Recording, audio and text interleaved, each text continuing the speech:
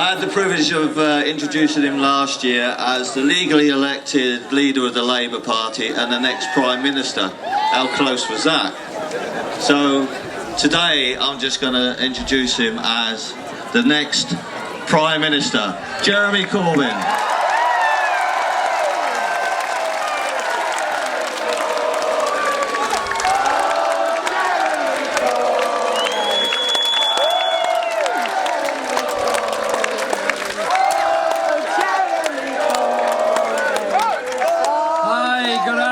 Tolpuddle! Before I start, I've got two gifts to give. Could Francis O'Grady and Nigel Costley please come to the stage? I want to say thank you to Francis and the TUC for the support they've given over many, many decades to the Tolpuddle Festival and ensuring that we understand the history where we come from, the better we can understand where we're going. I want to thank Nigel, as Secretary of the South West TUC, for the incredible work he does and all his friends and supporters do all across the South West to bring us all together here every year in this beautiful village to celebrate this village's contribution, not just to our history, not just to our national story, but to the world trade union movement. And I'd like to present each of them with a copy of a little known book that's now in its third reprint. And it says, to Francis, thanks for all you and the TUC do for all of us. And to Nigel, thanks for all you, the brilliant work done at the Tolpuddle Festival. And it's a copy of For the Many, Not the Few. Have you ever heard of it before?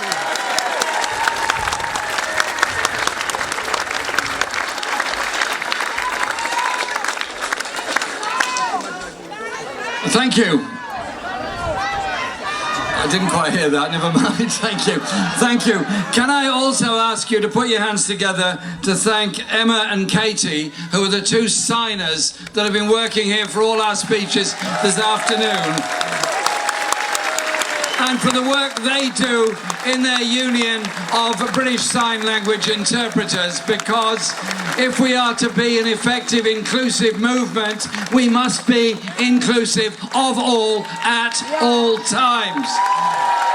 So I thank South West TUC for ensuring this happens and for them for being here today. All those that have come have brought their banners, brought their history and brought an understanding of the history of our movement here to Tolpuddle this weekend. And it's become the most incredible weekend of music, discussion, debate, festivities, and essentially people coming together discussing what they can do to create the kind of world we want for our children, how we can transform and change political debate.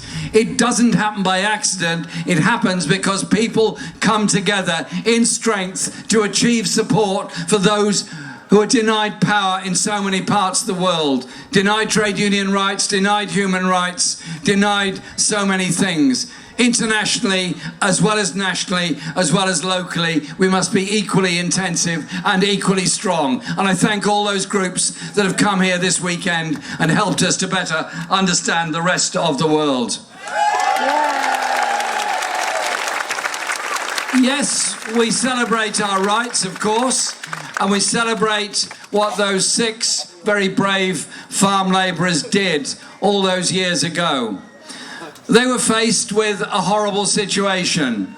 Greedy, powerful landlords that not only owned the land, but were busy changing the land through industrialisation of agriculture at the same time as the Industrial Revolution was creating such mayhem in major cities all over Britain.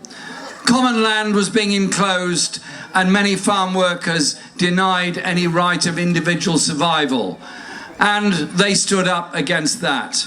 They stood up, they took an oath together, and they were arrested, and they were then taken to the Dorchester Assizes and sentenced to transportation.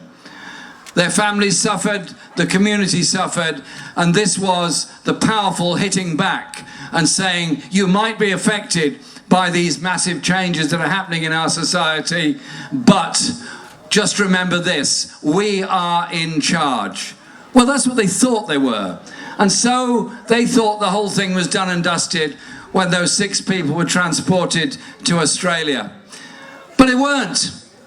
They weren't, because it lit a spark, it lit a flame that spread across the whole country, and trade unionism grew as a result of the oppression of those 6 farm labourers.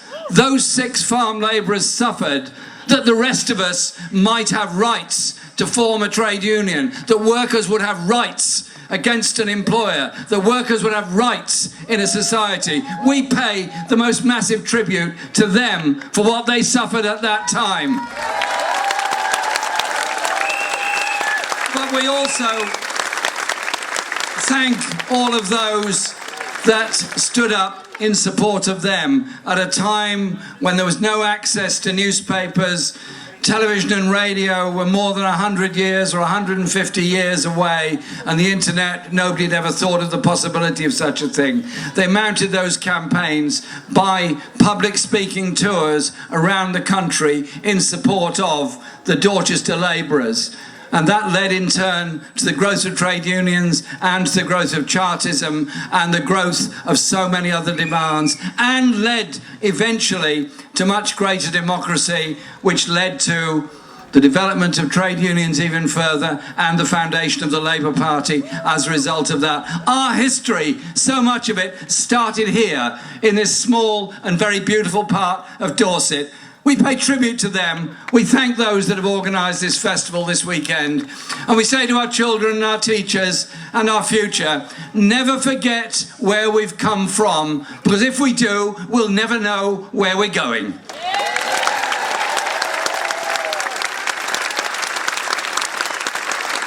But trade union rights were attacked then and attacked continuously after that.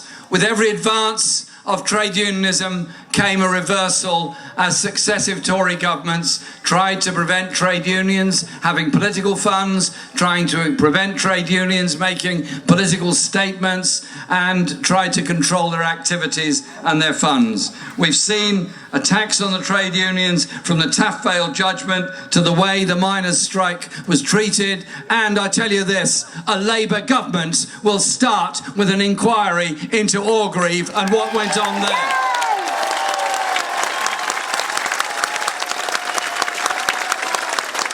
And, of course, the most recent Trade Union Act that has been passed in this country. The newspapers, owned by powerful people, and powerful people in our society, always try to condemn trade unions, always believe that every problem, for example, Southern Rail run an appalling service, get paid a great deal of money for running an appalling service, get paid even more money when the service becomes even more appalling, and apparently not one part of this problem is anything whatsoever to do with the relationship between government and Southern Rail. Apparently it's all the responsibility of those that work on the railways and try to keep our railways running and safe. Well, I've got news for Southern Rail.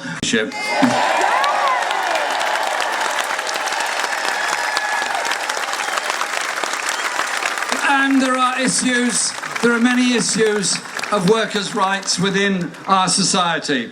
The Taylor report was published this week, published because it was supposed to be attending to the issues of workers' rights within our society. It hasn't done anything of the kind. It hasn't done that. It's a huge missed opportunity because workers' rights are under threat. Many workers feel they cannot join a trade union or get representation. And so we have to do something very, very different. Now, this government appears to run out of ideas, and indeed Theresa May went on television the other day to say she was open to lots of ideas, and I'm always happy to help anybody who's got a problem. I'm always happy to cross the road to people that have got any difficulty, as we all are. It's a natural human response and a natural human condition. So we did indeed cross the road and took a copy of For the Many, Not the Few across to Downing Street, that they might be able to put that into operation. I somehow or other doubt that I need to wait too long for a response to it, because I think they will find some of the manifesto, if not all of it, totally unpalatable to them. Because we start from the principle that people in work, people who want to be in work, people who are formally in work, have rights in society, have rights of representation from day one. And so an act the next Labour government will introduce will be the repeal of the Trade Union Act and replace it with positive rights at work and positive rights for trade unions to operate, and the repeal of the Trade Union and Lobbying Act, which is designed to silence civil society organisations during an election campaign. And during the recent election campaign, on May Day, Becky Long-Bailey, our Shadow Business Secretary, and she does a fantastic job and I thank her for it, set out the 20 points that Labour would put forward, including immediately the banning of all 0 hours contracts, to give all workers rights at work from day one of their employment and the right of representation from day one. That we would introduce a real living wage recommended by the TUC of £10 an hour for all workers all across the country. 6 million people in this country earn less than the living wage. Around 1 million are on 0 hours contracts. Half of all families with anyone with disabilities in that family are living in poverty. We live in a grotesquely unequal society. We live in a time when wages in real terms are often falling and public sector wages are held back by the public sector pay cap. And so we gave the Conservatives and the DUP a golden opportunity to mend their ways. The first vote that we called for in the new Parliament after the general election was a vote to end the public sector pay freeze and the pay cap. And what did they do? The DUP and the Tories, flushed with £1 billion put into Northern Ireland. I don't begrudge money going to Northern Ireland, but if there's money available for investment in Northern Ireland, then the rest of the country should get the same as well. But they got together and voted down our proposal, so they wish to continue that public sector pay cap.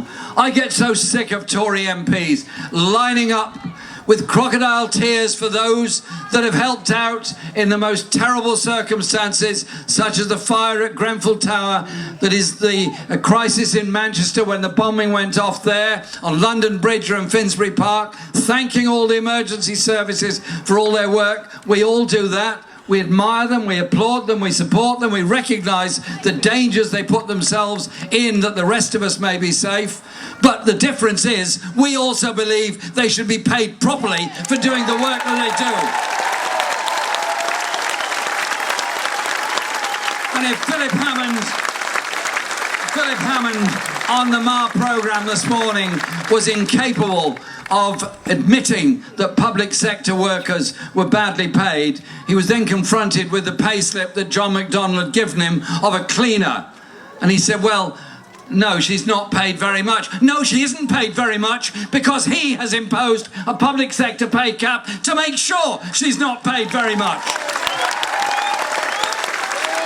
So we have to confront the Tories with all this, and this is about developing trade unionism and rights in our society, because rights that we have always come from below. I talked about Tolpuddle martyrs. I talked about the suffragettes. I talk also about those that fought for LGBT rights, those that fought for women's rights, those that stood up against discrimination, not just in this country, but around the world, and the importance of our human rights legislation. And I give this commitment, a Labour government will be totally in support of and adhere to the European Convention on Human Rights, the European Court of Human Rights, and of course the UN Declaration on the Universal Declaration of Human Rights. And we will have a foreign and international policy that is based on human rights, peace, justice and democracy, because these are things that we've all developed ourselves. As you know, we've just been through a general election campaign, and I want to thank everyone for everything they did in that campaign to support the Labour campaign and the manifesto on which we fought that election. I am very sorry and very sad we didn't quite succeed in winning the election. But I tell you this, we started that campaign from the moment it was announced by the Prime Minister, with every member of the commentariat writing us off, with almost every newspaper writing us off, with every expert and every late-night comment show on television saying this was variously the end of the Labour Party, it was a one-party state from now on, there was no alternative but economic austerity and a continuation of inequality within our society. But you know what happened? People started to come together. We stood up and said, this is our offer, this is our alternative. Austerity is a decision made by politicians, it's not inevitable. Poverty is a creation of that austerity and that economic system. The poverty of many young people, the insecurity of many older people, the debts of many that have determined to get themselves an education in college or university are brought about by injustice and an unpreparedness to spend public resources on the good of all. We put that alternative out there. And in every rally I spoke at, I said, look around you at the crowd you're in. You're black, you're white, you're men, you're women, you're young, you're old, you're disabled, you're gay, you're straight, but you are together with a belief of the kind of world and kind of society that we can live in. And I also said to people, don't just knock on doors. Talk to people all the time. Change the debate. Change the discussion. Use the social media. Change the debate and discussion into one that is about what is possible, not the impossibilists of the right in politics and the right in world economic thinking. They stood for an election on the basis that somebody was going to be strong and stable and somebody else was offering a coalition of chaos. Well, I feel perfectly strong and extremely stable, and I'm very happy with my personal demeanour. And the Labour vote went up by 3 million, which is the biggest increase in support for Labour at any time since 1945.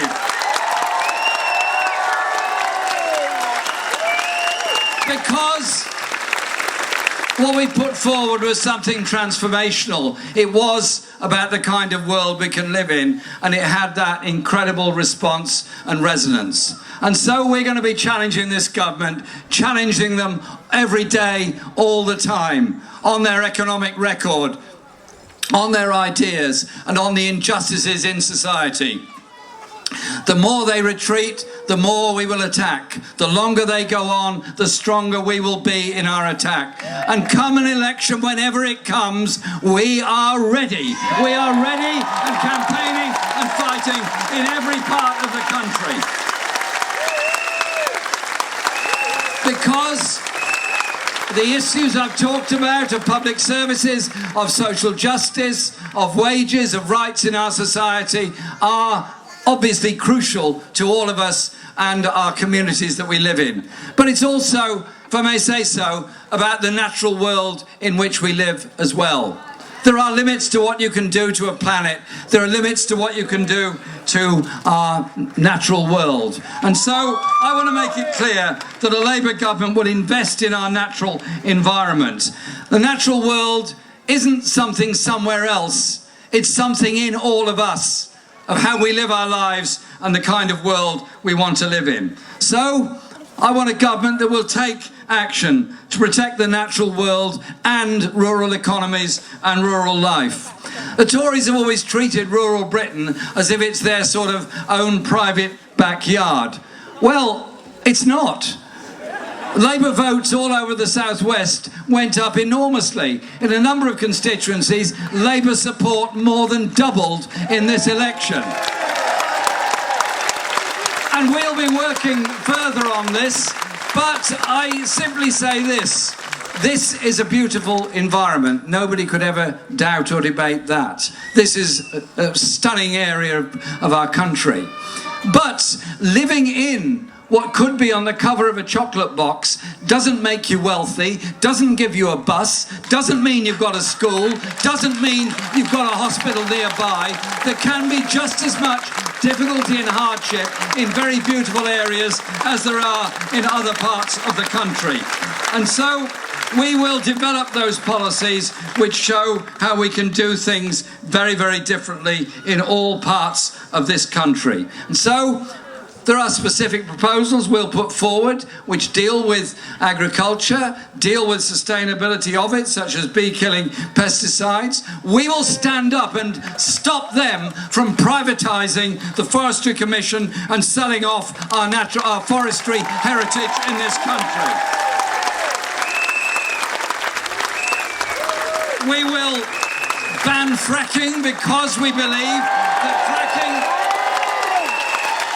is damaging to the environment, is very expensive and creates a permanent damage or very long-term damage to underground aquifers and water courses. We have to be respectful of the environment, so I want to lead a Labour government that not only doesn't do fracking, but also promotes sustainable energy production and promotion of a better environment, such as the planting of at least 1 million trees of diverse species, so we have a stronger sense of biodiversity all over the country.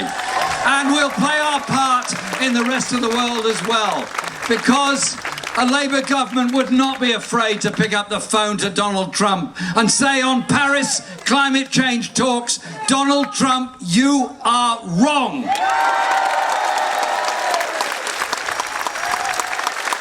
If we are to survive, we have to sign up to that.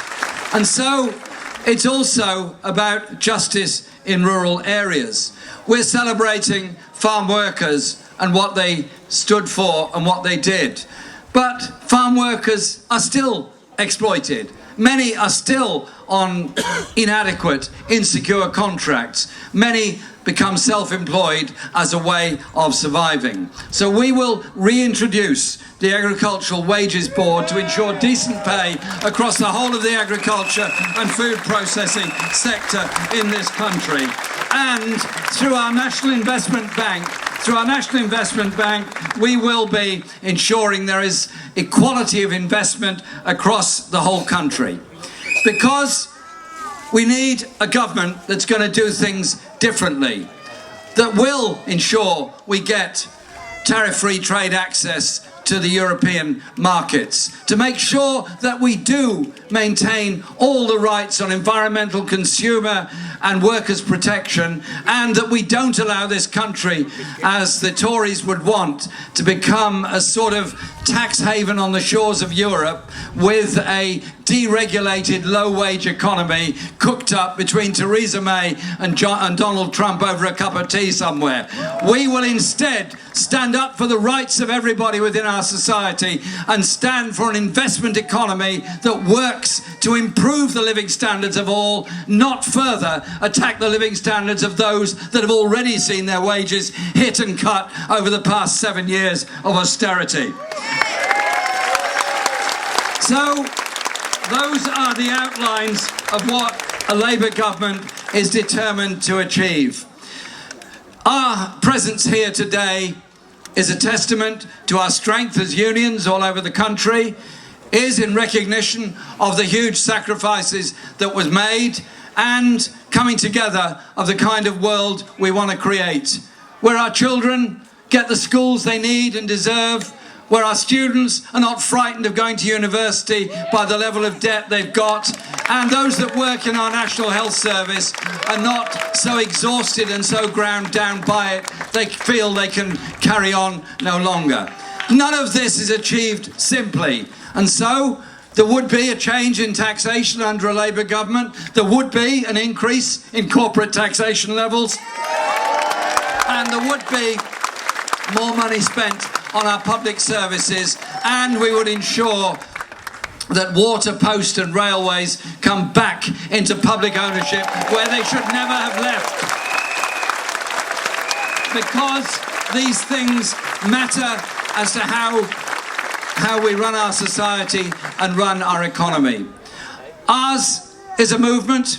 The Labour movement was founded by people of many deeply held values and deep principles. Our Labour movement stands there for peace, for human rights, for social justice, as well as the day-to-day economic battles that we all have to face. That's what brings us together. And in this period we have, I don't know whether it's going to be weeks or months between now and the next election, I want to develop the details of our policies so that come the day, and I hope it's soon, that we're in a position to fight the election again and win a majority. We'll be then able to go into government with the support of millions of people to put the programme into practice, to transform the lives of so many and give real hope to the next generation. I always think that literature, music and imagination are a very important part of our movement. If you look at the artwork on the union banners, listen to the music we're playing here this weekend, go to a primary school and look at children's art, and you see the joy of what they can achieve themselves together. I think a society works better when the imagination and creativity of everybody is unashamedly unleashed and unlocked. And so I am determined that we will introduce a pupil arts premium so that every child can learn a musical instrument whilst in school. And from that, they will learn so much more and learn so much more about themselves. Our history is riddled with those that observed what went on. And I want to conclude with a few lines from a poet. You may not all have heard of him. A man called John Clare, who lived in Northamptonshire. He was a farm worker. He was mainly self-educated. He suffered much during his life. He suffered much mental illness and stress. And his poetry is very varied, very exciting and very interesting, but he observed the brutality of what was going on in his part of Northamptonshire, which wasn't that different to what was going on elsewhere. The enclosure of common land, the loss of security of the people, the agricultural workers that lived in those communities, and the way in which the natural world that he so loved was being destroyed by the industrialisation of agriculture. And he wrote these words. This is about enclosure of the common land.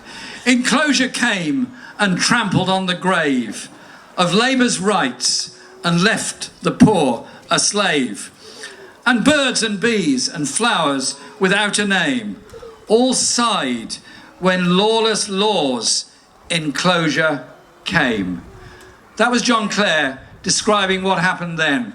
There are many people around the world who fight for their rights, fight for their justice, fight for the kind of world they want to live in. We are not an insular movement or an insular people. We're here to work with others all around the world. The banners today show all of that. We're here to include all people in our society in the onward march for justice, for social justice, and ensuring everybody can reach their potential, that every child's creativity is excited and possible, and they achieve the very best in their lives. And you know what?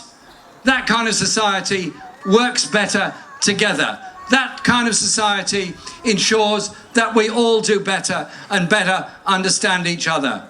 Whereas a society based solely on individualism, solely on greed, solely on profit, can never achieve that sense of justice that we all aspire to. Those 6 labourers probably didn't realise the complete significance of what they were doing at that time. They were angry at what was happening to them. They've given us a legacy we have all to live up to.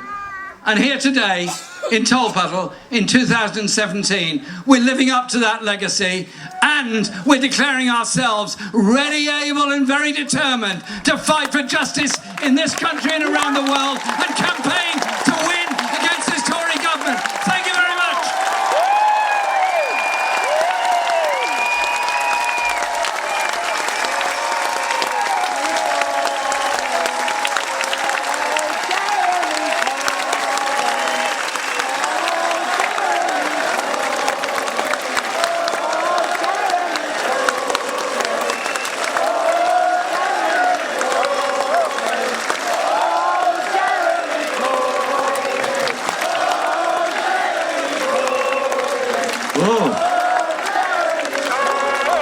Just a couple of observations that Jeremy made. Firstly, I don't think he needs to apologise for not winning the election because he gave the Tories a bloody nose anyway.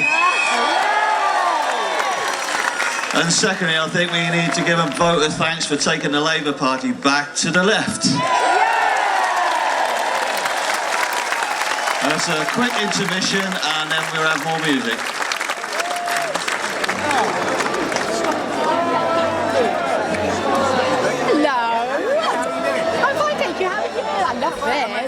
Oh, did you? Oh, well done, Damien.